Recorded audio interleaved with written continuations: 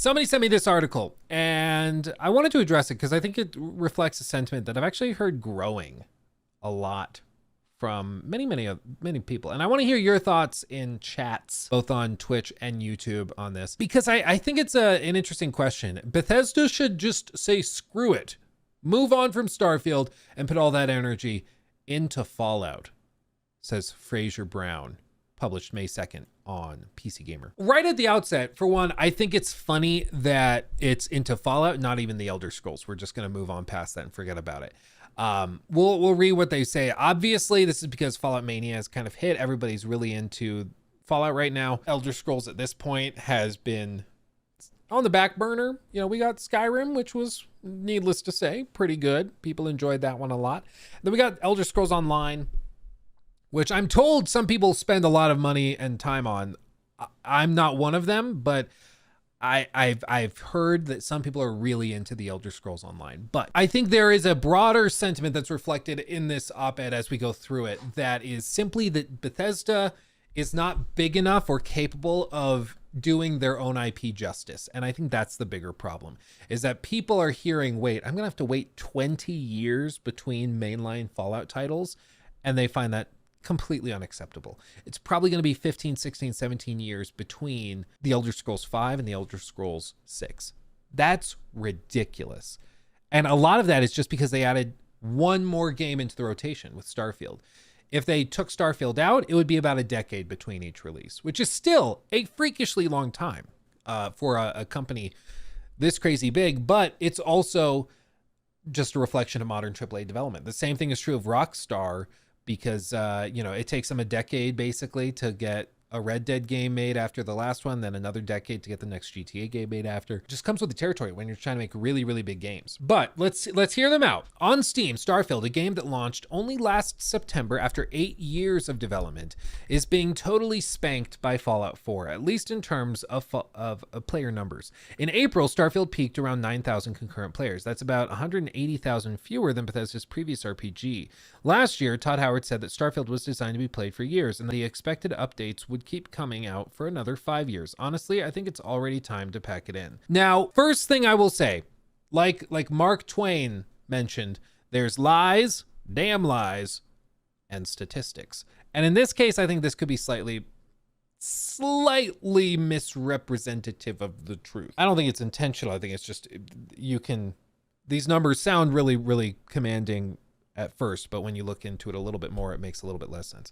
So on Steam, using SteamDB, Starfield, which launched in September, it has 9,000, or in April, it peaked at 9,000 concurrent players, and Fallout 4 had roughly 190-ish thousand players at its peak in April. Now that sounds really damning, and it is reflective of the trend, which is that a lot more people are playing Fallout than Starfield, but it's not actually this bad because Starfield launched with Game Pass, and the overwhelming majority of players, I think, that are playing Starfield are playing on Game Pass and through Game Pass. Whether, and of course this doesn't factor in console stuff, but that's true of both of these games. So I think that that's the case. Furthermore, if you have Fallout 4, chances are you've played Fallout 4 in the last 8 years, and again, chances are that you initially bought it on Steam if you're playing on PC. You're not going to the Xbox launcher where you'll lose your save data and all of that stuff, especially if you're using mods or anything like that. You're probably playing on Steam. So I think it makes much more sense to see that a lot more players are playing Fallout through Steam than through Game Pass, whereas on Starfield, I think it's or Fallout 4 rather. With Starfield, I think it's the opposite. I think a lot more people are playing Starfield through Game Pass instead of through Steam. So I think the numbers are not this dramatic in actuality, but without a doubt, a lot of people are playing Fallout. Anyway, last year, Todd Howard said that Starfield was designed to be played for years, blah, blah, blah. Yep. Okay, we should put these numbers into context, along with the caveat that concurrents aren't always the most important metric for judging a game's success. And these numbers are exclusively from the Steam version, so they don't include console players or anyone flirting in space. Or flitting around in space, not flirting, on Game Pass. Fallout 4 is naturally seeing a big resurgence thanks to the Fallout TV show. The whole Fallout series is having a great time at the moment. Fallout 76, for instance, has more people playing right now than it did even at launch. Again, as far as we know through Steam. I don't know if that was confirmed by Bethesda. Can somebody check that real quick? Because I know it's beaten the peak player count on Steam, But Fallout 76 launched on the Bethesda Net launcher before they shut that down. And that launcher doesn't exist anymore. So yes, it's beaten the peaks, but we don't know, as far as I'm aware, we don't know what the peak was on the Bethesda Net launcher. But maybe they did, since I looked at it last, maybe they did confirm it's beaten all-time player records or something. Fallout 4 has been consistently popular even before Bethesda or Amazon series aired. It rarely dipped below 20,000 players, even after 8 years. Yeah, Fallout's huge. Meanwhile, Starfield's concurrent players dipped below 20,000 only a few months after launch, and they've only gotten worse. Skyrim, which appeared nearly 13 years ago, manages to attract more players. Starfield's modding scene is nowhere near as vibrant as older games. The creator of Skyrim Together gave up on the Starfield co-op mod, for instance, calling the game effing trash, and Bethesda's updates have been incredibly lackluster. Bug fixes, a photo mode, and soon the ability to decorate your ship. Hardly the sort of thing that's going to make you reinstall a 125 gigabyte plus game, even if the spaceship interior design sounds infinitely more interesting than most of what Starfield currently offers. I think the biggest thing is that Starfield is one of those games, weirdly, that becomes far less interesting the more you play it. Whereas in some ways, Skyrim and Fallout 4 are more interesting the more you play it. It's a reversal. Like, Starfield becomes more tedious the more time you put in. Whereas Fallout, it's almost streamlined because you get your power armor, you start upgrading that, you get, maybe like the base building stuff, you start doing that, and you get more and more ammunition, more powerful weapons, you can take out more powerful enemies, and maybe you switch it to the super, like, very hard difficulty to get more legendary items. In Starfield, all that's kind of the opposite. It just gets more tedious. Yes, you get better weapons, yes, you get better armor and stuff in theory, but all of the minutia of traveling and the load screens constantly, all of that gets super annoying and super tedious. And I think you're right, Boone. I think for a lot of people, the rose-tinted glasses came off. Let me see. Logan, also, thank you for the $10 super chat. Just how Ubisoft doesn't deserve AC. BGS doesn't deserve Elder Scrolls or Fallout. It's clear the talent that helmed Fallout 3 has left.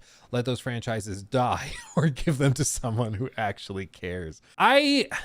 I mean, I would argue the people that made Fallout 3 are still there, and that's part of the problem, is that there's very few fresh ideas. And when they try to do something fresh and novel, they don't have the tech to actually do it. So the execution is really lackluster. Like Starfield as a concept, I can see why people were excited. But I think once you learn that it's using the same tools as Fallout 3, Skyrim, Fallout 4, everybody should have realized that didn't make sense. There were a lot of red flags with that game, which is why I made lots of videos describing the red flags. A lot of you guys came to this community because you saw those videos and were like, yeah, it actually isn't making sense. There's some things that aren't clicking together. And some of you guys, there was one person in chat, I forget the name, but there was one person in chat a few weeks ago that was like, yeah, so Luke, I used to be kind of a hater because I was a Starfield fanboy a little bit, and then the game came out and I played it, and let's just say I'm coming to you for gaming news and information on upcoming releases now because I feel like I got burned a little bit. And I think that's kind of funny because it's like, yeah, we've all been there where we've gotten really hyped for something and then we get the final product and it's just not what we were hoping for. And maybe then, the rose tinted glasses come off. And I think that happened with a lot of people, which I think is really funny. Yeah. But anyway, I agree with the sentiment, certainly. But moving on with this. But the problem isn't just a lack of new stuff. Indeed, Fallout 4's DLC was largely terrible. I don't actually know if I'd agree with, I guess if you're looking at total DLC, that could be true. Because basically, Fallout 4 had a bunch of little stuff. And if we're talking about the little stuff, yeah, a lot of that wasn't great. So like, they had Wasteland Workshop, Automatron. These were like little additions to the crafting system and what you could build. And it was really underwhelming unless you really like the base building stuff. I didn't really like it, so I didn't really do much. So these basically didn't exist for me. Same with Contraptions, same with Vault Tech Workshop. All of that, I was like, I really take it or leave it. But Far Harbor, I actually thought was really solid. It's not crazy long. It's not like, it doesn't reinvent the wheel or anything. But in terms of the story, it's probably the best story content in the entire Fallout 4 package.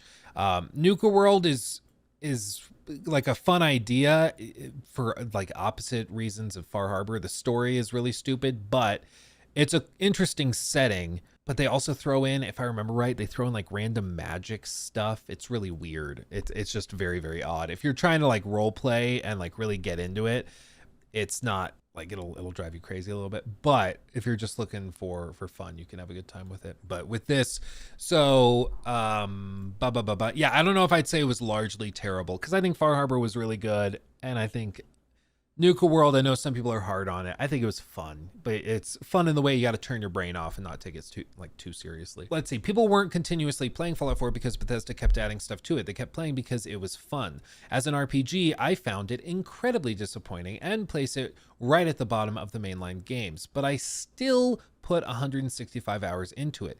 I loved Nick Valentine. I loved exploring the wasteland, even though it ran like shite on my PC. And I had a laugh mucking around with settlements, despite the system being even jankier than your usual Bethesda fare. I think that, like, there's also a thing where Bethesda seemingly has gotten a bit bored, where you look at like Skyrim and you're like, okay, that formula works. And Fallout 3 and New Vegas, you're like, that formula works. But Bethesda like got a little bored and they're like, let's just keep trying something else, trying something wacky. And so they add in like the base building, which was originally built as like a mod for Skyrim. So that's why they just tossed that system in there. And it's why I've made this prediction already. I think for the Elder Scrolls 6, they're going to do like where you can basically have your own ship and sail along the coast. And I think they're going to use the same shipbuilding system they built for Starfield. They're going to put that in, but use it for like an actual sailing ship.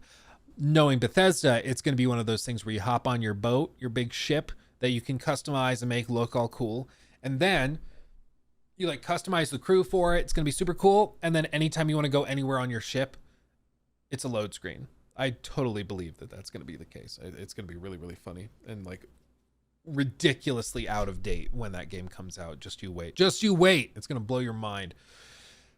Going to feel like a 20-year-old game at launch in 2027. Just wait, mark my words. Anyway, but the point with this paragraph is that the game was fun, and so it didn't really matter if other parts of it were lackluster, which I think is true. I had fun with Fallout 4 once I started playing it as like an adventure game. Once I did that, I had a good time with it. When I was trying to play it as like a more hardcore RPG, it was really, really tough to get into because like the story doesn't really make any sense. The big plot twist reveal with like your father, Sean, it's just really lame. There's just a lot of crap about it. It just doesn't really work that well. But when you're just going through having fun, wandering the wastes, playing it basically like Fallout 76, you can have a good time, in my opinion.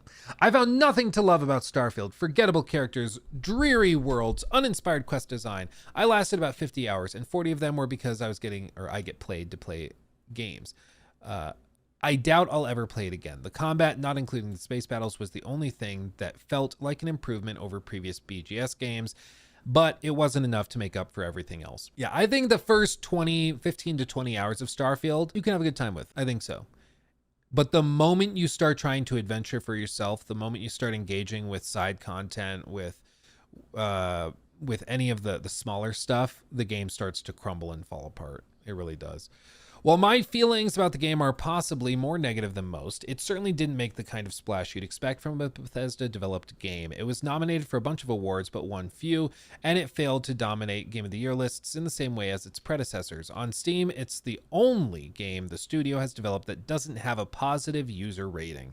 It was the company's biggest launch and probably made a ton of cash, but all of that initial enthusiasm, I still remember when people predicted we'd forget all about Baldur's Gate 3 after Starfield appeared, which is even more laughable now, has vanished. It is really funny. I remember people saying, yeah, well, all this Baldur's Gate 3 hype is going to die down the second Starfield drops.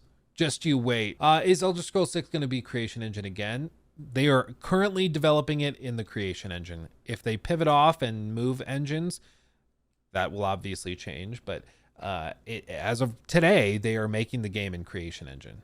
Yeah, sorry, I meant son. I got it mixed up because he's older than you, and so it's like dad, son. It's very confusing. It's very confusing. Thank you, Katie, though. You're right. I meant son. So Bethesda has an expansion in the works, but it won't arrive until the autumn. a year after Starfield launched. At this point, it feels like a wasted effort. Just let it die, Bethesda. Put all of that effort into the Elder Scrolls 6 so I can play it before I die. Or a new Fallout. It's wild that there's all this attention on the series and no new game to take advantage of it. Granted, Fallout 76 keeps spitting out new stuff, a lot of it extremely fun. Okay, I'm honestly, how do you think that like Far Harbor and Nuka World were terrible in his world? So he said largely terrible for the DLC. How do you say that's terrible, but Fallout 76 keeps spitting out like a lot of fun, extremely fun stuff? I genuinely don't understand that. And it makes me question your judgment, but regardless. But aside from that, what do we have? A Fallout 4 next gen update that's just made the game worse. And despite the fact that Fallout 4 is in the worst state it's been in years, people will still rather play it than Starfield. That really says it all. That is a good way of phrasing it. Fallout 4 is literally in the worst state it's been in years and years and years after that next gen update. And people still would rather play that than Starfield. That does say a lot. But with all of it, do I think they should just cut the cord and move on? I don't necessarily think so, but I mean, I think a lot's riding on this expansion. They say they're working on vehicles, so we should get like little rovers at some point to help us explore. I still insist that won't fix everything, and I think there will be pop-in galore when that drops. I also think that the expansion could do some interesting stuff, but like they're spending a year on it. I mentioned earlier, like the Fallout 4 add-ons. So you see the game launched, I think it was November of 2015 is when Fallout 4 launched.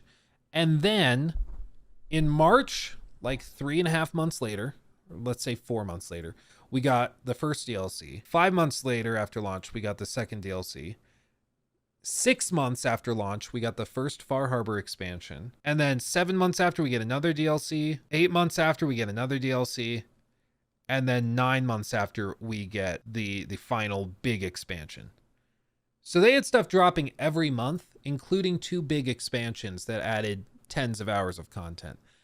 And with Starfield, we've gotten a couple bug fixes, and like that's pretty much it.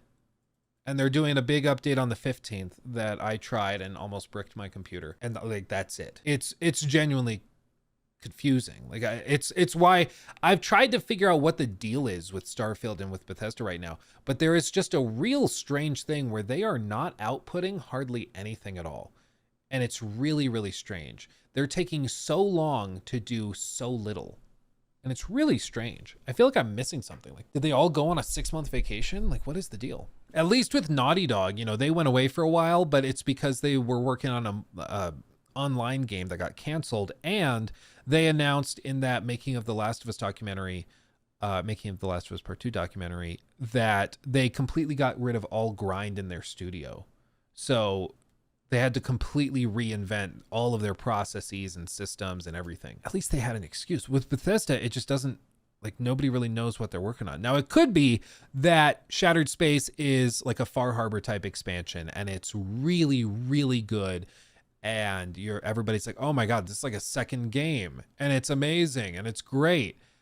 I hope that happens, because I would love, as a former hardcore Bethesda fan, I would love to have something that I can love from them again. I would love for this story to come full circle. I would love that. Do I think that's going to happen? Personally, no.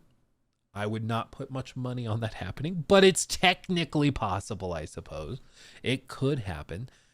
Again, I just wouldn't put much money on it. I would guess that this Shattered Space expansion probably adds like 15 hours of questing and stuff, and some bigger set pieces, maybe some new crafting stuff, and like that's it. But I would not expect it to totally change the game, because the problems with Starfield are tied up simply in the gameplay loop and the fact that running around, like fast traveling to planets that look very similar to planets you've already been to, that's just not fun. And I think that they are hopefully going to learn that sooner rather than later and figure out how they can figure it or move it on, or move on from it. He took my thing.